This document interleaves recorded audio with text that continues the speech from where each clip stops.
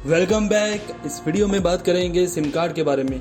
दोस्तों, मोबाइल एक ऐसा गैजेट है जो आजकल हम सभी के पास है और इसके ज़रिए हम कई सर्विसेज इस्तेमाल करते हैं अपने नेटवर्क ऑपरेटर की, पर उसके लिए चाहिए सिम कार्ड। और अगर सिम कार्ड नहीं है तो हम किसी भी नेटवर्क को एक्सेस नहीं कर सकते।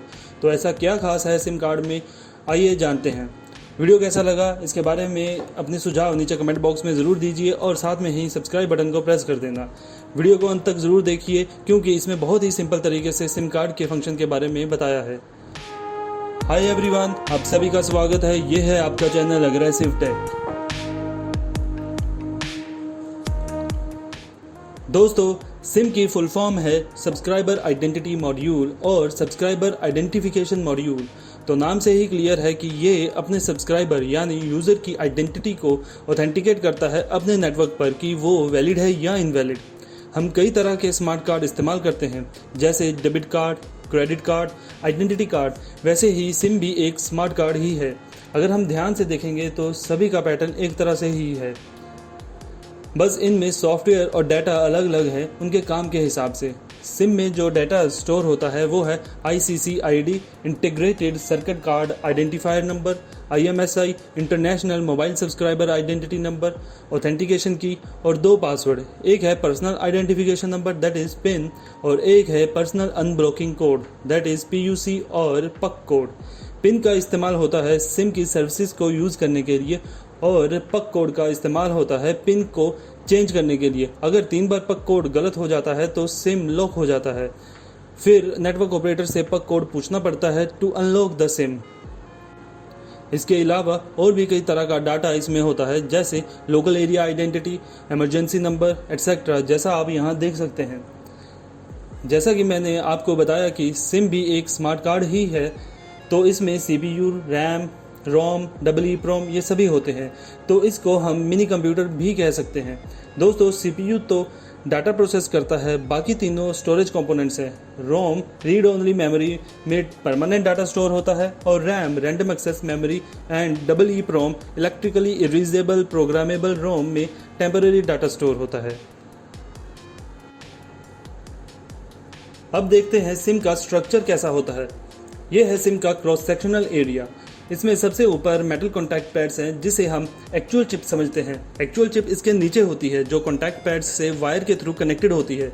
अगर हम थोड़ा ध्यान से देखेंगे तो पाएंगे कि चिप का एक्टिव पार्ट कॉन्टैक्ट पैड्स के उल्टी तरफ होता है और ये पूरा अरेंजमेंट एम्बेडेड होता है कार्ड बॉडी में जो PVC का बना होता है।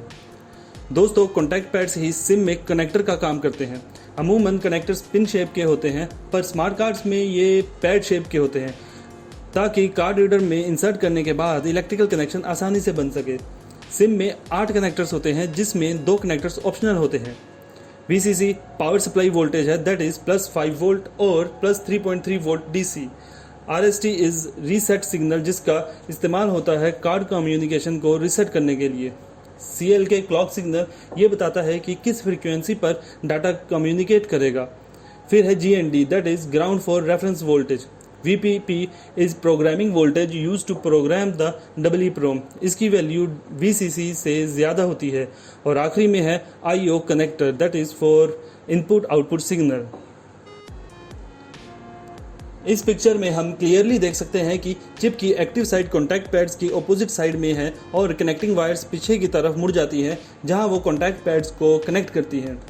अब बात करते हैं कुछ इंपॉर्टेंट टर्म्स के बारे में जो सिम की फंक्शनिंग के लिए ज़रूरी है। दोस्तों, सिम के ऊपर एक बहुत बड़ा नंबर लिखा होता है, वही होता है ICCID that is integrated circuit card identifier. ये सिम के अंदर भी स्टोर रहता है। एक्चुअली में ये इंटीग्रेटेड सर्किट कार्ड यानी स्मार्ट कार्ड का आइडेंटिफायर होता है। इसे ऐसे समझ सकते हैं कि ये उस स्मार्ट कार्ड को पहचानने में हेल्प करता है कि वो किस इंडस्ट्री के लिए है, किस कंट्री के लिए है एट्सेट्रा। ये 22 डिजिट तक हो सकता है डिपेंडिंग ऑन द रेगुलेशंस।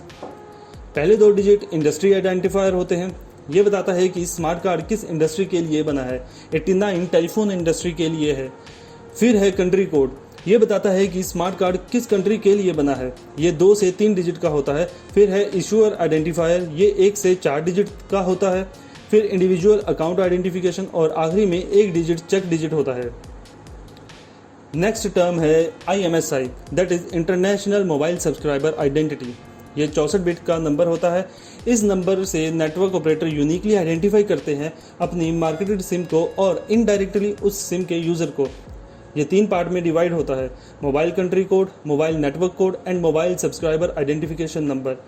यहाँ मोबाइल कंट्री कोड है और ICCID में कंट्री कोड है, दोनों अलग हैं।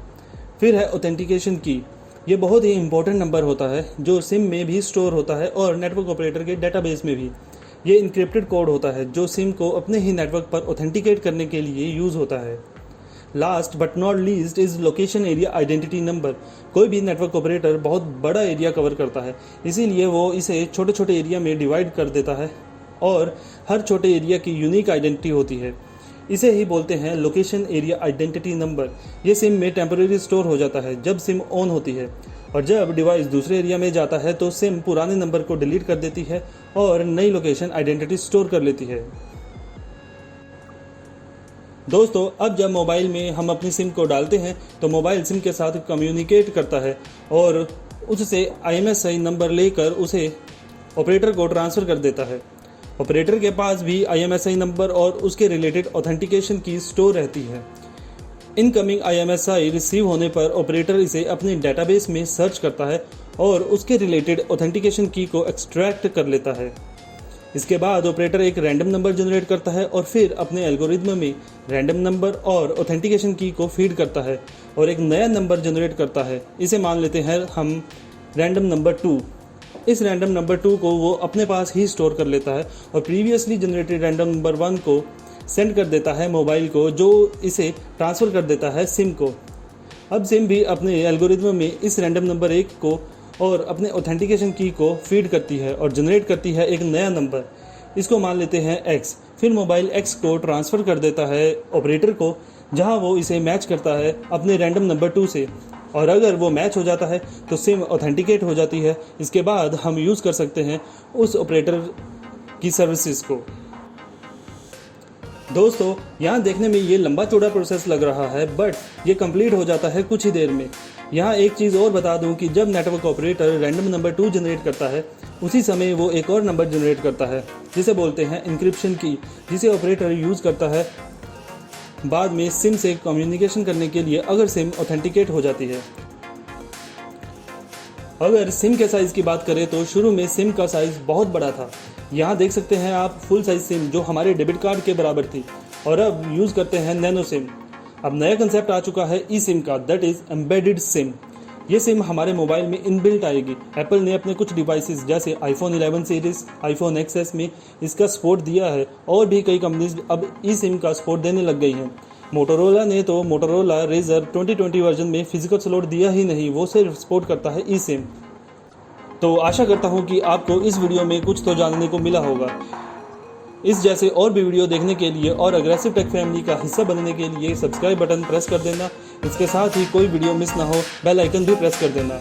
मैं ऐसे वीडियो लेकर आता रहूँगा और हमेशा की तरह इस वीडियो को देखने के लिए आपका बहुत बहुत धन्यवाद।